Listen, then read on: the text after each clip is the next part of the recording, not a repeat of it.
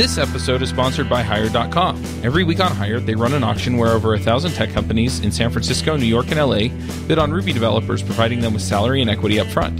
The average Ruby developer gets an average of 5 to 15 introductory offers and an average salary offer of $130,000 a year. Users can either accept an offer and go right into interviewing with the company or deny them without any continuing obligations. It's totally free for users, and when you're hired, they give you a $1,000 bonus as a thank you for using them. But if you use the Ruby Rogues link, you'll get a $2,000 bonus instead. Finally, if you're not looking for a job but know someone who is, you can refer them to Hired and get a $1,337 bonus if they accept a job. Go sign up at hired.com/RubyRogues. Snap is a hosted CI and continuous delivery that is simple and intuitive. Snap's deployment pipelines deliver fast feedback and can push healthy builds to multiple environments automatically or on demand. Snap integrates deeply with GitHub and has great support for different languages, data stores, and testing frameworks. Snap deploys your application to cloud services like Heroku, DigitalOcean, AWS, and many more. Try Snap for free. Sign up at snapci.com/RubyRogues. This episode is sponsored by DigitalOcean.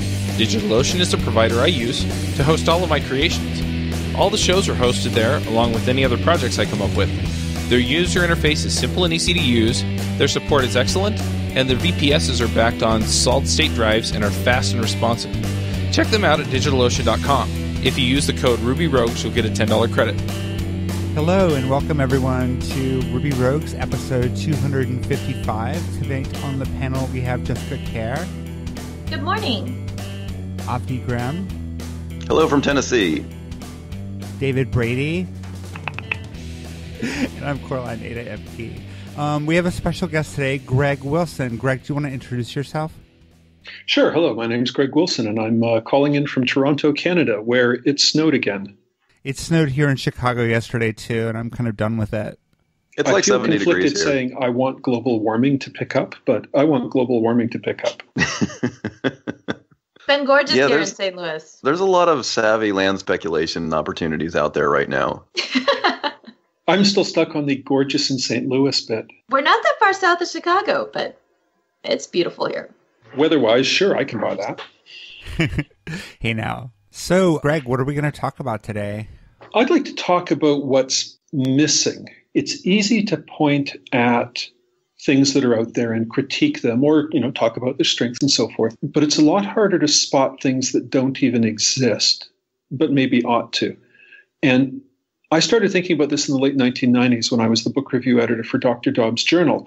And I would get, in the average week, 5 or 6 new books on Java programming or, 3 new books on design patterns that were all basically rehashing the same stuff. And it's sort of like listening to one of those radio stations that plays pop tunes that are pretty much interchangeable. Same beat, same chord progression, same rhythm, same angsty lyrics, right? And after a while, you start to think, where's all the other stuff? And around about 1997, I actually wrote an article for Dr. Dobbs called Not on the Shelves, where I said, all right, if washing the car makes it rain, maybe if I write some book reviews of books that don't exist, somebody will come along and write the damn book for me.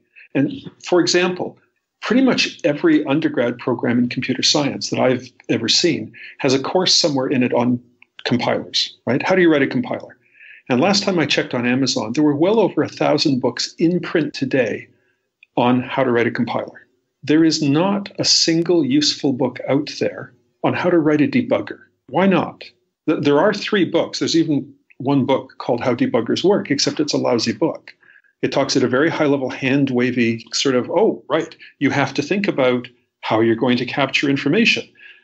Well, that's great. What should I think about how to capture information? What information should I capture? And what should I do with it once I've captured it? They don't talk about that. So why is it that most programmers spend at least as much time debugging as they do coding? At least that's been my experience. And yet that topic just doesn't exist in the literature. And I've got a theory about that. And my theory is that sitting behind compilers, you've got a rich mathematical theory about formal machines and formal languages and translations between them. And you can do all this graph theory for compiler optimization. And you can do all this algebra on the whiteboard. And you can publish math and proofs and so forth.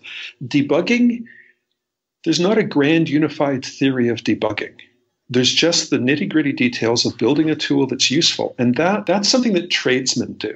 Gentlemen don't get their hands dirty. If you go back 100 years, I'm quite serious about this. If you go back 100 years, many of the people that we think of as great experimental scientists never actually touched the lab equipment themselves because they were gentlemen. They had tradesmen who would come in and make the glassware, who would actually, pour the chemicals, because you don't want to get spots on your tuxedo. I'm exaggerating a little bit, but people like Michael Faraday were actually an exception, that they actually made their own gear and did the experiments with their own hands. Because science used to be something that dilettante gentlemen got involved in, and it took a long time for it to become the craft that it is today.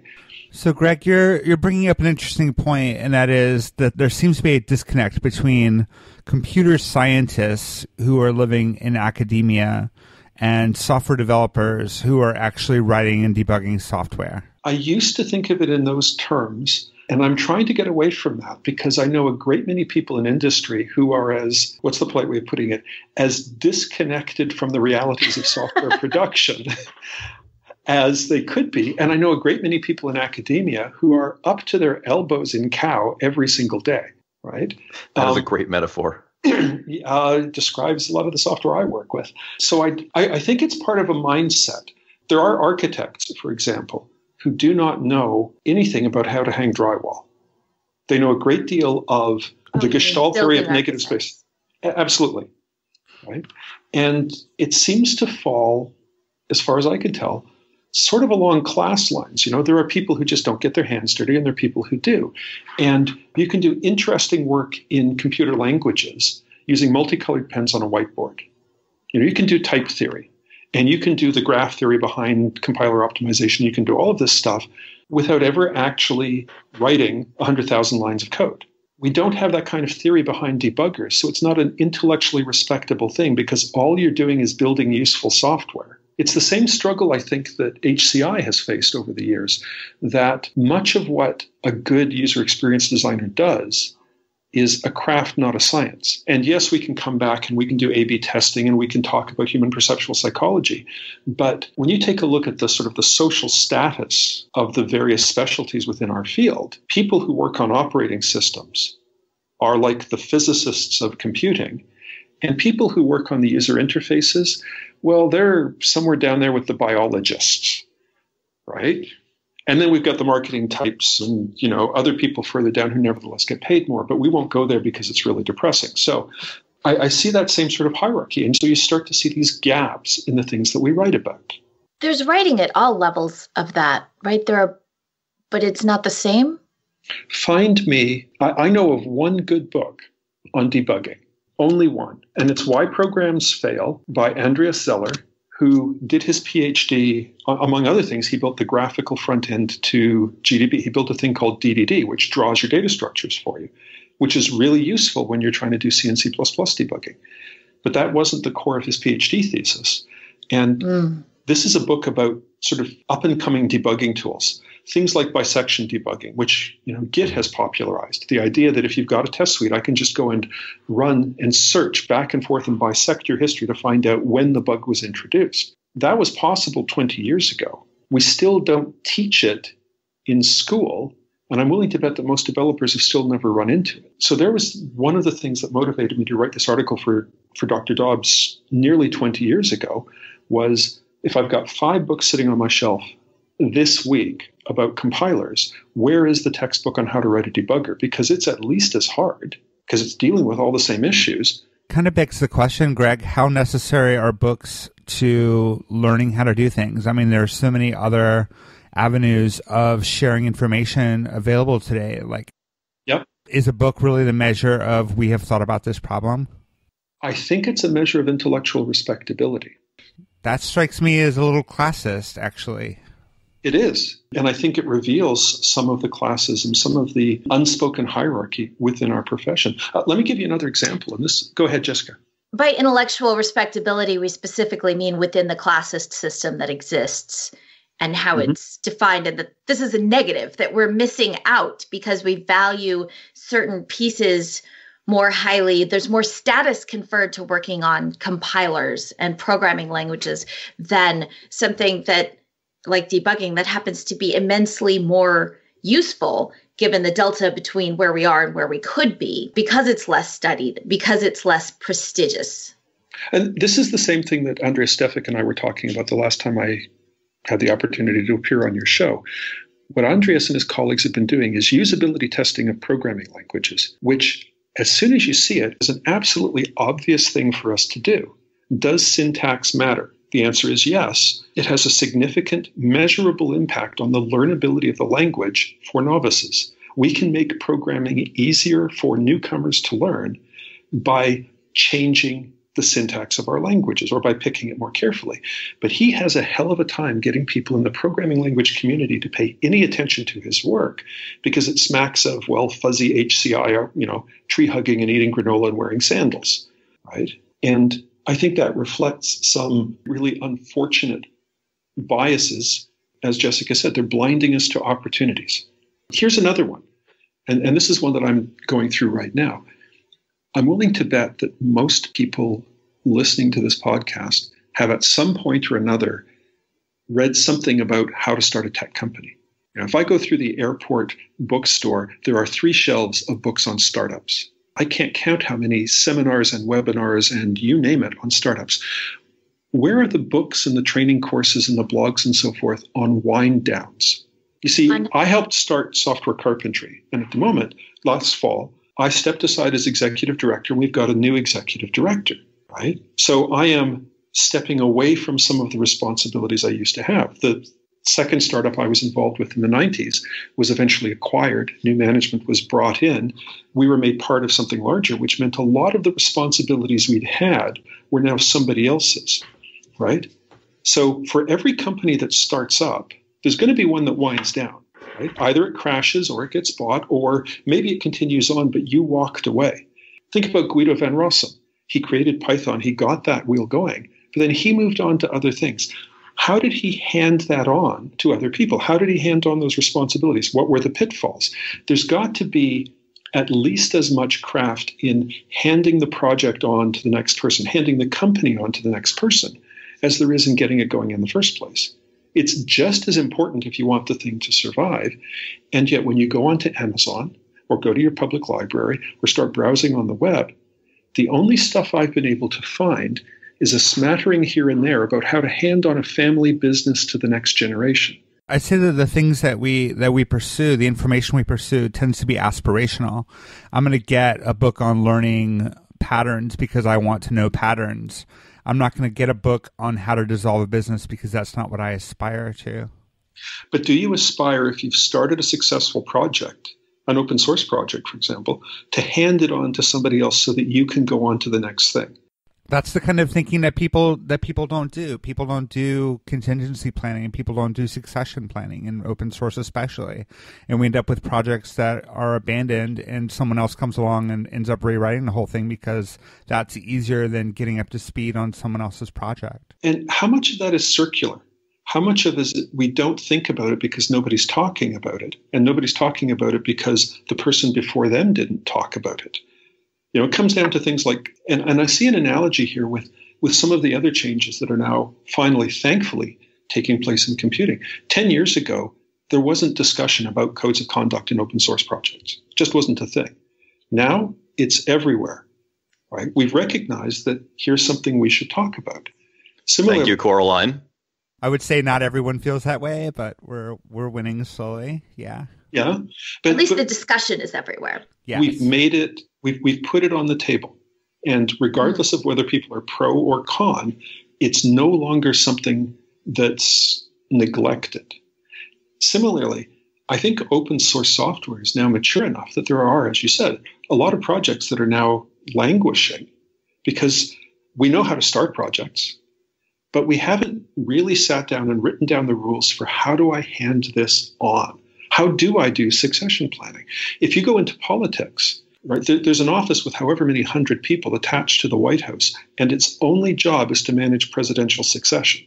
Right? You go down to Silicon Valley or to Wall Street or any other business center, there are firms whose entire specialization is to manage succession in large companies.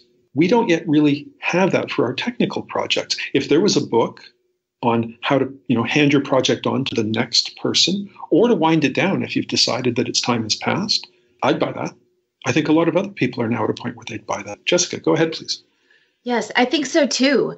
If we want to have a lasting impact with our work, if we want it to outlast us, we need to know how to transition it. Mm-hmm. Greg, do you feel as if in the computing industry, we are uncomfortable with being part of a process? We prefer to be part of starting a process? There's such a mythology has built up around the cult of the startup. You know, two guys in the garage and 10 years later, they're worth $1 billion. I kind of wonder whether we're going to start seeing more discussion of succession, of wind down, of sort of the exit as more and more of the boomers start to say, okay, I'm done and I'm out. Right? I mean, we've got an enormous wave of people hitting retirement now. And I wonder if that will prompt a new wave of literature. It's a hopeful thought. But again, I'm partly interested in this for its own sake, but I'm also partly interested in what it says about our industry, our profession, our view of what we're doing, that we are so obsessed with startup. As a friend of mine who's in the military pointed out, there are thousands of books on leadership. There aren't nearly as many on followership. How do you be a good participant in somebody else's venture? Right? How do you behave in a meeting when you're not setting the agenda? It's a skill that is taught in some places. And when you've been in a meeting with people who've actually been taught how to be a participant when somebody else is chairing, we could save so much time and so much wasted energy by teaching followership. But which of those two has higher social status, being a leader or being a follower? And that goes back to Coraline's point about aspirations, about there are books about things people want to do. And why do people want to do this? Well, because we assign higher status to it? Yep, absolutely. Here's another one, and this switches over to software tools. Hands down, the most popular, most widely used tool for numerical calculation in history is the spreadsheet. And people doing big data might sneer at spreadsheets, but you walk around and it's what, I don't know, 80%, 90%, 95% of people who are crunching numbers are using. Because if you've got a few thousand values and you want to be able to see things and interact with them immediately, it's actually a really nice tool. It may not scale to larger, more complex analyses, but most people aren't doing that.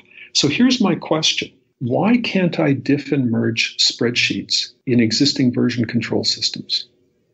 When you think about it, a spreadsheet these days, whether it's LibreOffice or Microsoft Excel, is stored as a bit of gzipped XML. It's a tree. And we know how to diff trees. And we know how to render those things as grids of cells. So the best guess I've been able to get from somebody on the LibreOffice team was that it would be something like 3 programmers for 8 months to build something that would take 2 versions of a spreadsheet and display the differences in a useful way using the existing rendering engine. So even if they're wrong by a factor of 2, it's less than 3 programmer years. It's less than 4 programmer years. It's a small project compared to a lot of things that are out there.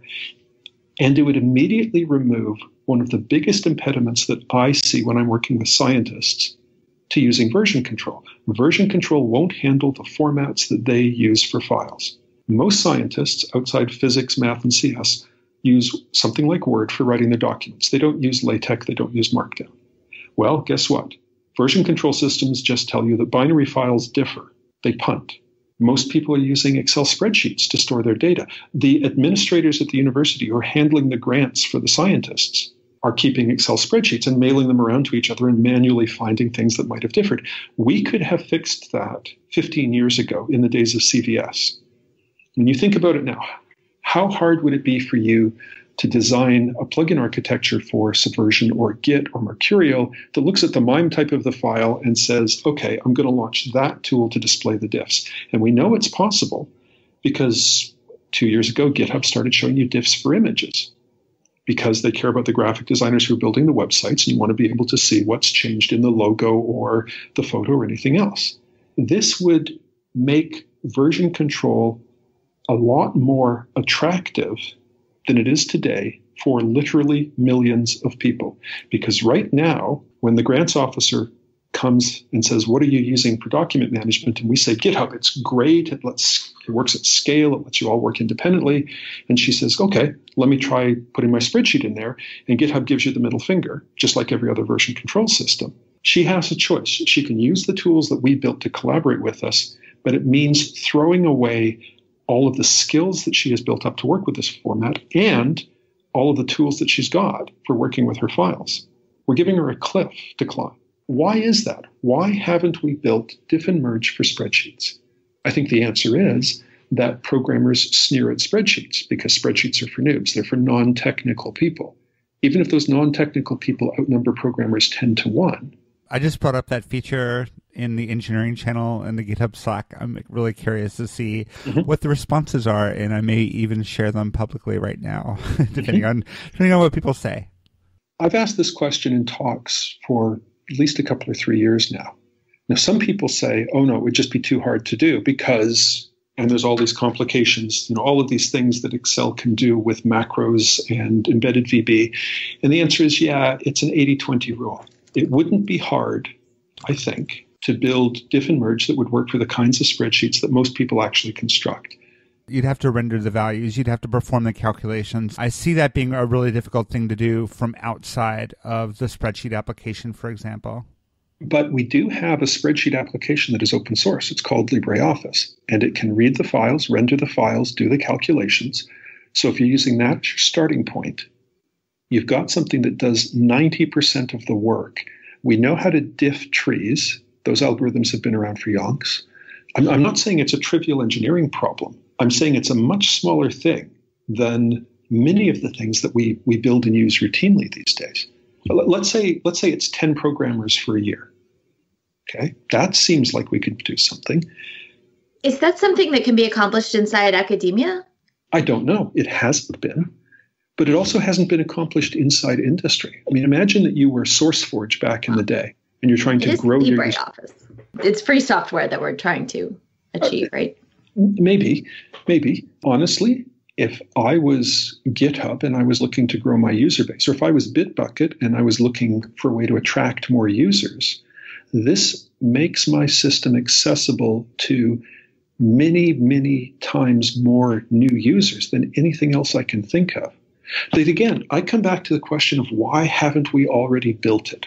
It seems, given how much we all love version control, like something that ought to exist. And yet, we keep saying version control only works with text. Why? Well, because we only use text. Why do we only use text? Well, because it's the only thing that works with version control. And around we go. I've had that discussion in a bar in Austin, Texas, after a couple of beers, and I could not get the person I was arguing with to acknowledge there's a bit of circularity here. It's a blind spot that we have. That is the way things are. Mm-hmm. As developers, we're supposed to be really good at spotting those and solving them with more engineering. It's the story we tell ourselves. It's almost like we're so busy thinking outside the box that we don't see this gaping hole right in front of us. Yep. In the box. I think that one of the things we can attribute problems like this to, and let's take the spreadsheet example because I think that's a good example. We have different ways that people get involved in tech. And we tend to elevate people who have come from a CS background, who have a very strong sort of technical background, and we tend to devalue people from non-traditional backgrounds. Now, I do a lot of work mentoring and teaching people who are, for example, coming through boot camps or who are self-taught, people who have had previous careers. We need a diversity of backgrounds and a diversity of experiences to make us aware of the problems that other kinds of people who are not developers are facing in their daily lives. And as long as we are elevating people who have been removed from, some of the mechanical work, some of the day-to-day work, some of the drudge work, some of the marketing, some of the design, as long as we devalue people like that, we're going to devalue the ideas that they have for software that we can write to make the world a better place. Absolutely. And people coming out of CS degrees or out of boot camps, they frequently wind up working, in the financial sector, for example. They go off and they're building financial applications. They are not themselves financiers, but there's money to be made there and there's a well-trodden path. So they sort of fall into let's build yet another website for keeping track of your stock portfolio for yet another company on Wall Street or yet another order fulfillment system. Isn't this where startups are supposed to solve the problem by filling those holes with new companies? Startups solve problems that face startup founders. Exactly. Yeah. And I think, again, I don't know why the blind spot persists. Most of us have at some point had to work with, for example, graphic artists. And I would really like Git on the command line to be able to launch some sort of image diff application when the graphic artist has changed some of the assets that are being used in the computer game that I'm working on. Right? Why should that be any different from launching a two-pane WinDiff style viewer to show me the differences between the code that Jessica's got on the pull request and the code that I've got on my machine? Right? They're just different MIME types. They're just different renderables. And yet they're cows. And they're deep cows. I mean, they're not as elegant and generalizable as we like to see programming languages that are so easy to talk about and write books about. Or at least we don't think they are. Yeah. And I think it's persistence. The people before us didn't do it, so we don't do it. As much as we like to say we're disrupting things.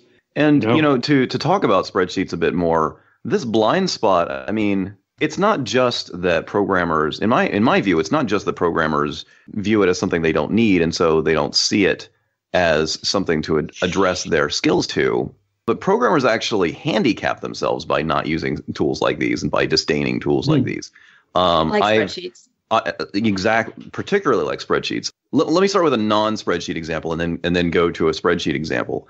No, I'll just go straight to the spreadsheet example. Spreadsheets, I have seen numerous times. I've seen a programmer, want to do some number crunching, want to evaluate some options or something like that, and immediately write a script. And then they want to compare the options graphically, so then they have to figure out how to plug their script into GNU-plot or something.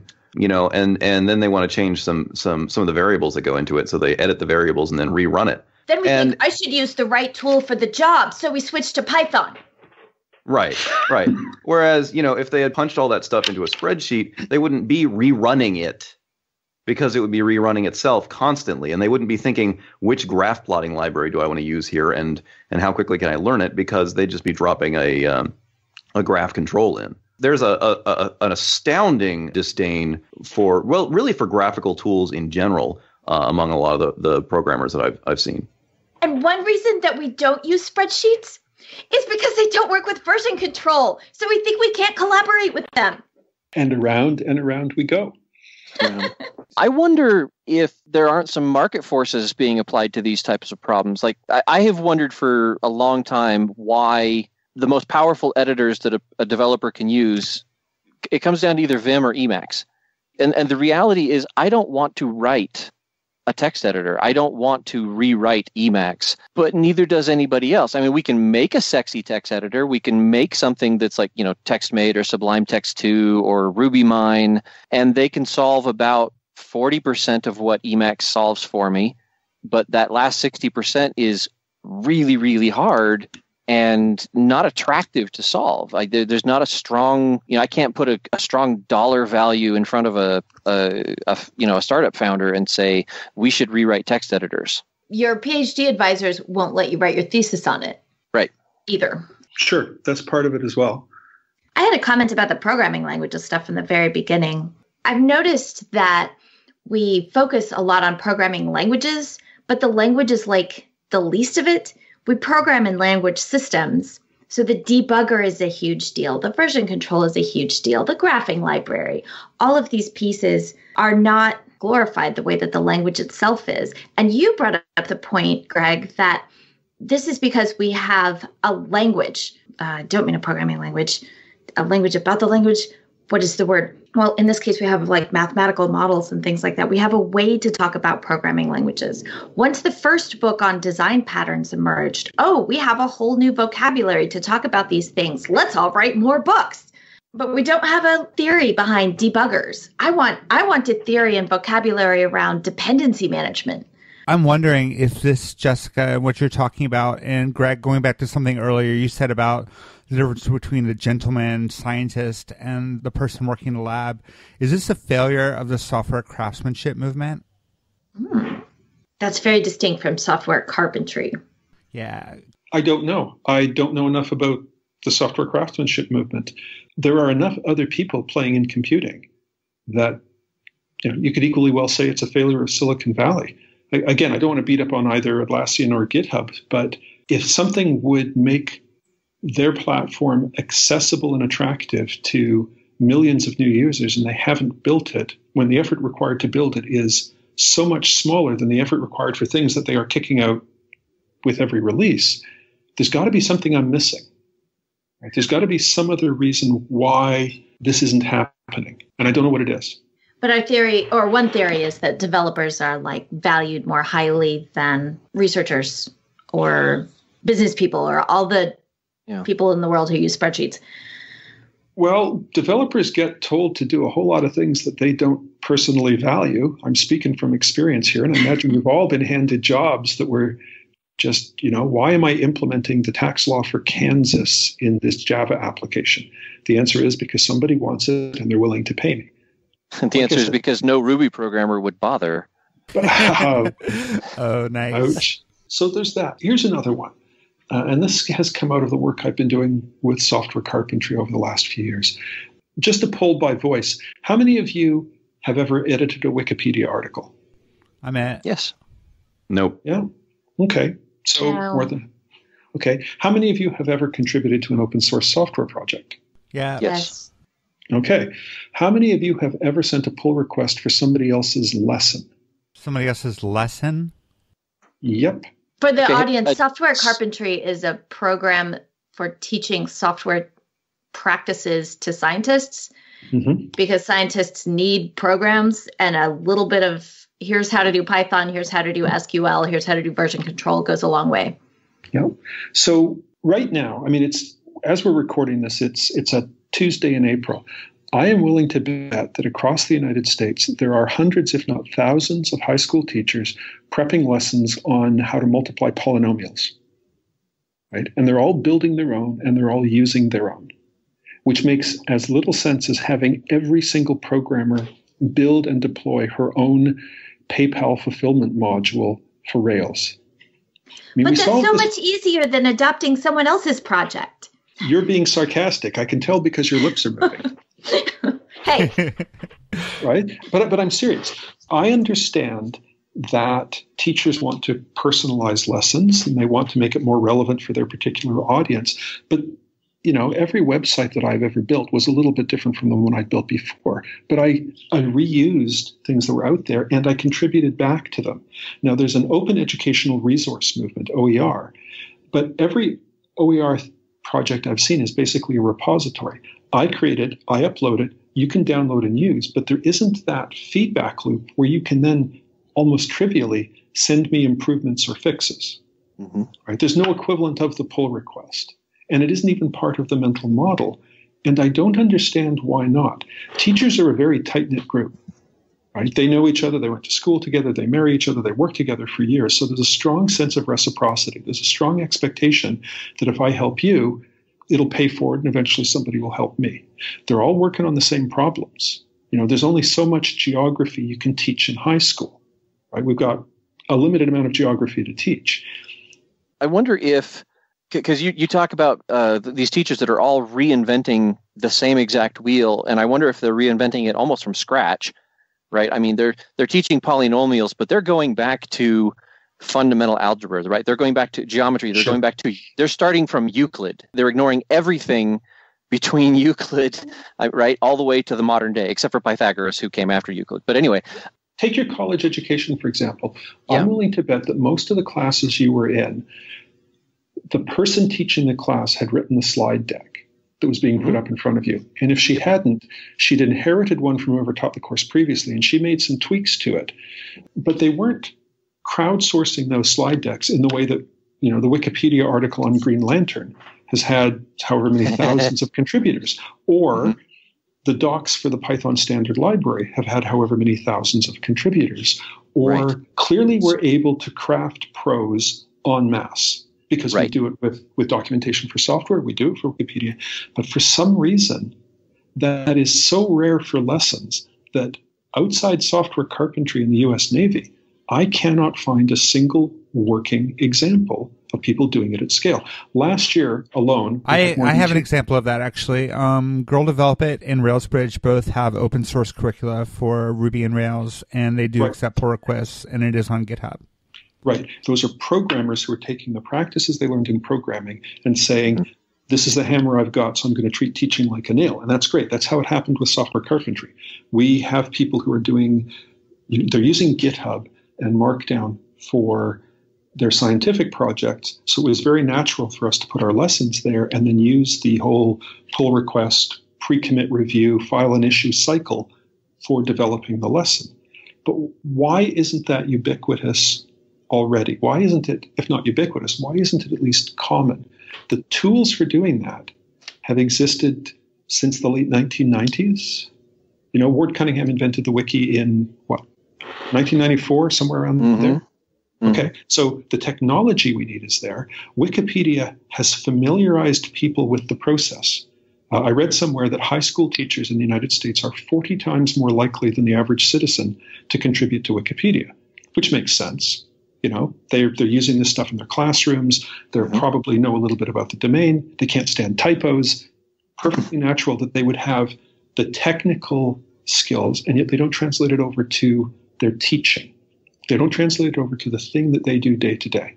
Do you think there's a collective phobia? Because you're talking about when you, I get this image in my mind of what if we crowdsourced how to teach math and we came up with a single right way to teach math, and all of a sudden this sounds like standardized testing, no child left behind, and black kids dropping out of school because the crowdsourced thing was ultimately written by privileged upper middle class kids.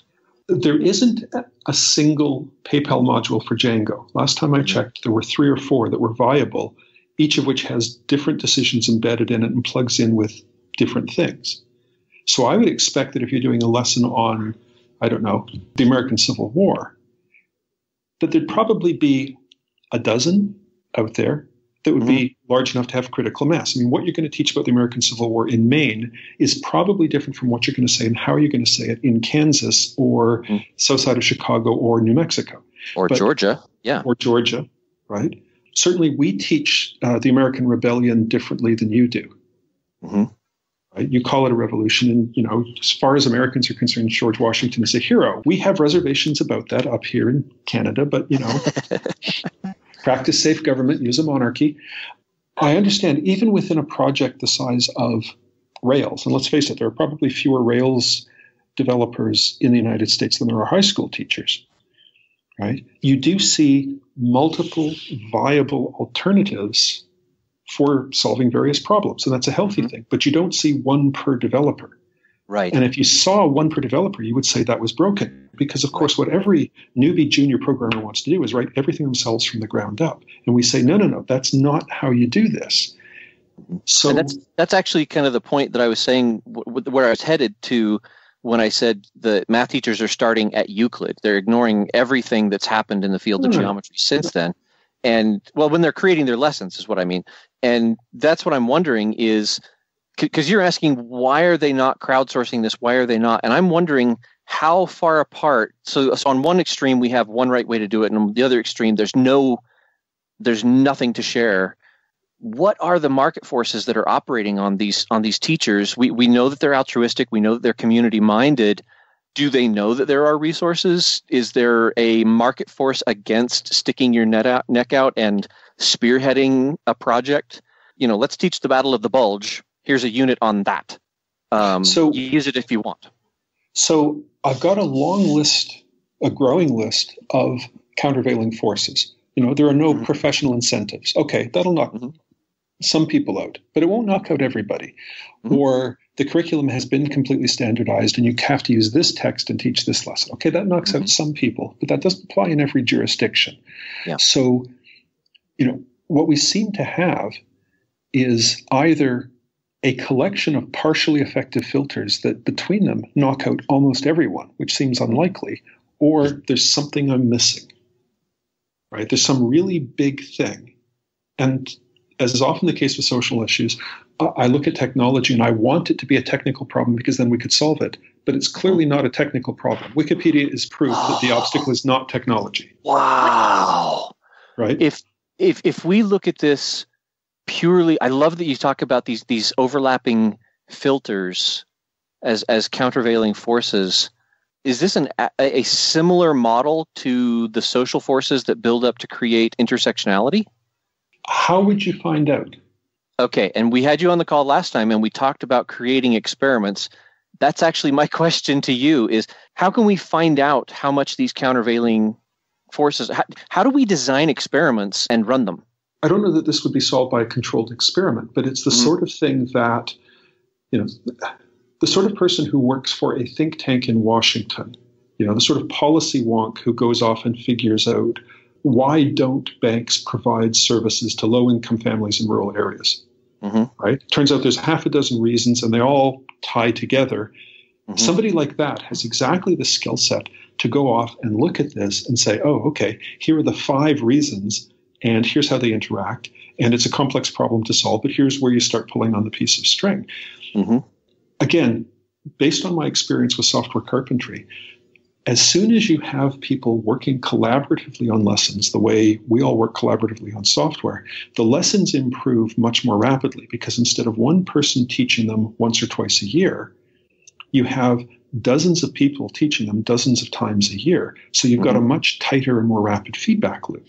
But then the question, there's a question there of, do we get better at teaching the majority, or will it actually broaden the people that we can teach? I think that one of the things the internet does is give people who are thin on the ground a chance to connect with each other. If you are the only person within driving range who has a particular view of English literature, and you want to build a course that reflects your view, you've got to do the whole thing from scratch, right? If you can collaborate through something like a GitHub or a Wikipedia or any other online platform, you can find people who share your perspective on English literature, and you can collaborate with them to build something that reflects your collective view. And if at some point you decide that, Jessica and I just have a, very different perspective on French Canadian literature in the 19th century, that's okay. We fork the lesson.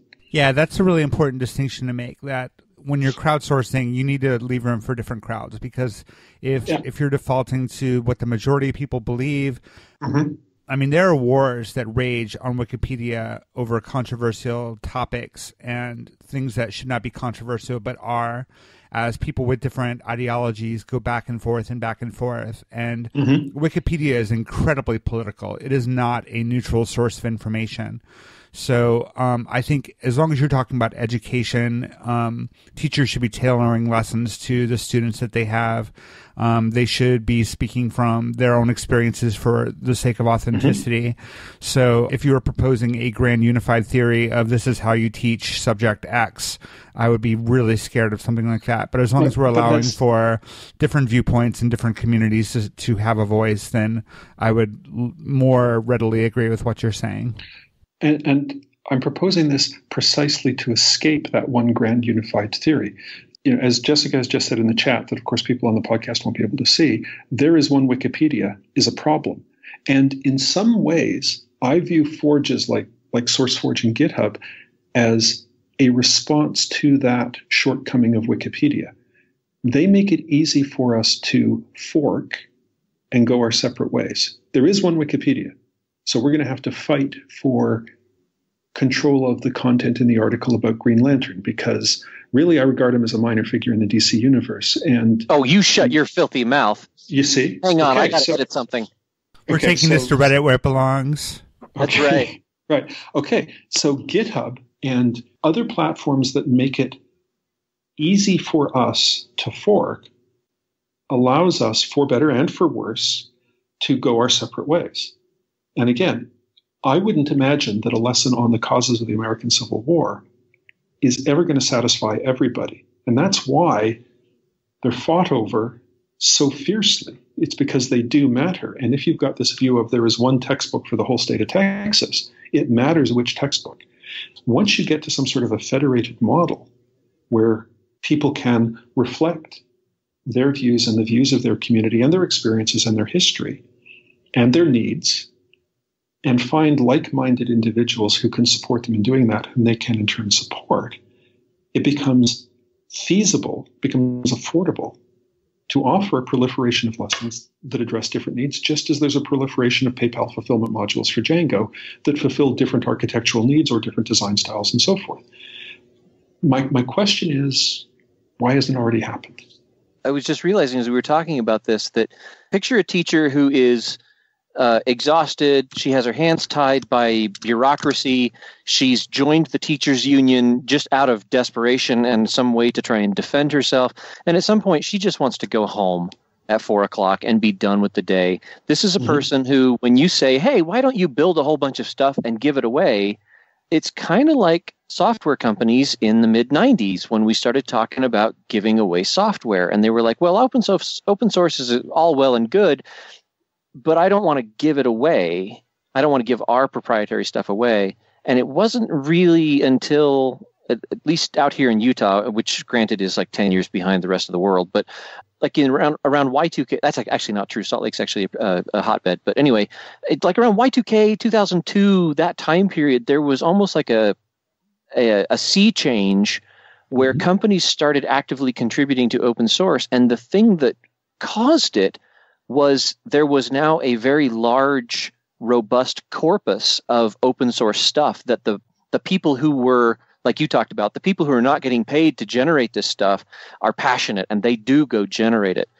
I wonder if some of these things will start to shift once that tired teacher can look at this and not see, oh gosh, stuff I have to do more, but rather, oh my gosh, I can just have this be done for me. I just have to go pick which set, I like the way this person is teaching this. I don't like the way they're teaching that. I'm going to use this module and tie it in here, and I'm done.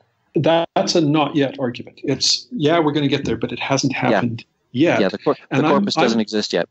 And I'm always suspicious of those because I think they're an easy way out, because I have friends who are still diehard communists, right, who believe that, of course it's going to happen, just not yet. And I have, I have friends who believe a lot of other odd things, and they're all fair. Absolutely confident, and there's no way for me to respond or falsify a not yet. And that's fair because in 1996, there was no predictive element to open source software that it would ever go anywhere. In 1991, I actually wrote a fairly lengthy email message to my boss explaining why open source software was just never going to work. Okay, I wish I'd saved a copy. I do want to say that we are seeing, there is one area that I'm pretty happy about, that where we are seeing open source being used by non-developers to good ends. And that is something that I saw for the first time last year, where a company took its employee handbook and put it on GitHub and opened it up for change requests. Yeah.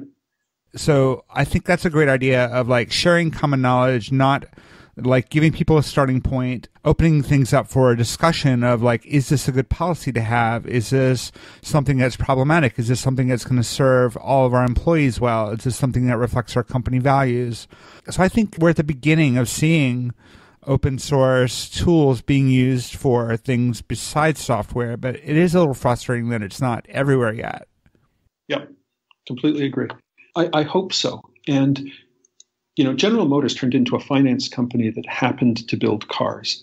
If 10 years from now, hubs like Atlassian and GitHub have turned into places where you teach that happen to have a version control system underneath them, I think that's actually a pretty nice future. Well, this has been a great conversation, Greg, but I know you're limited on time, so I think we got to get to picks, and we'll let you get to picks first. Okay. First pick.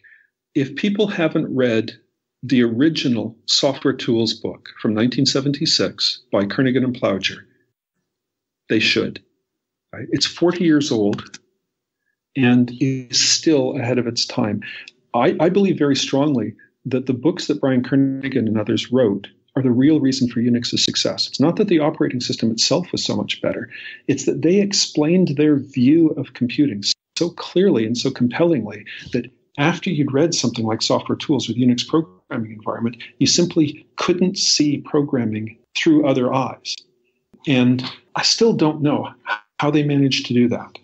Now, I've done a lot of writing, and I have never achieved what Kernighan and his co-authors achieved over and over again back then.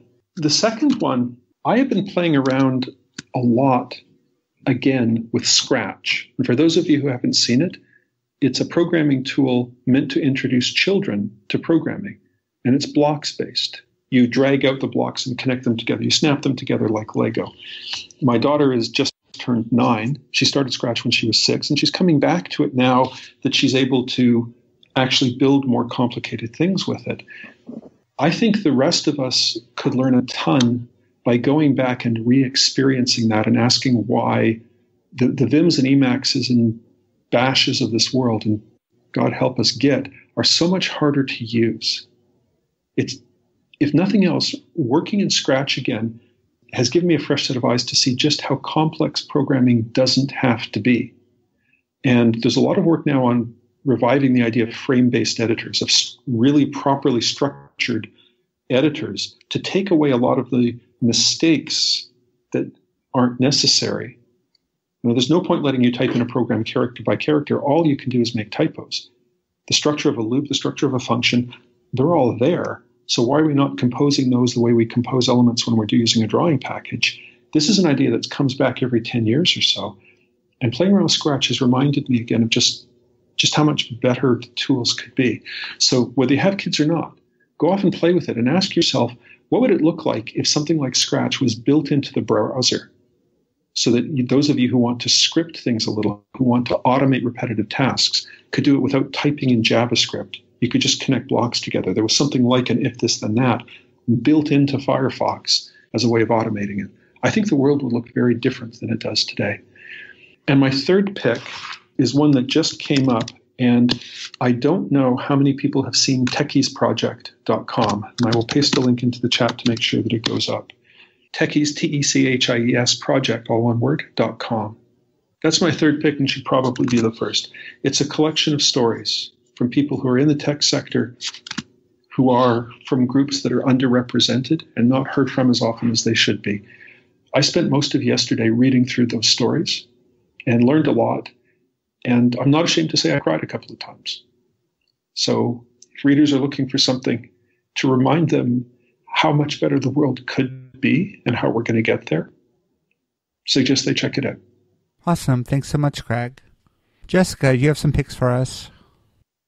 Okay, my pick is HTML5 elements. So the other day, I learned that there's elements now called main and output and aside, and there's even like validation built in to like HTML element properties. The browsers and the HTML standards, they're like making it so HTML can be expressive. And having learned HTML in the days of we do all our arrangements on the page in tables with TRs and THs, I'm like astounded that I can write HTML that I don't hate. So Mozilla has some good reference material up for this. I'm going to pick the new HTML element standards. Awesome. David. This is going to surprise everybody, but I don't have picks today. What? I know, right? It's like you don't have any opinions. It's like you don't even care anymore. It's true. It's true. I'm just phoning this in. No, I have a document that has my list of picks, and the document has run dry, and the only item in there that's not picked, I just checked our picks page, and I've already picked it. So those of you that have a 20-minute commute left in your commute, I'm sorry. Well, thank you anyway. I have a pick. This is kind of cool. It is called Fearless, Feerless. This was developed by my new colleague at GitHub, Danielle Leong. It basically is crowdsourced preemptive notifications for Netflix watchers who have PTSD or other content sensitivities.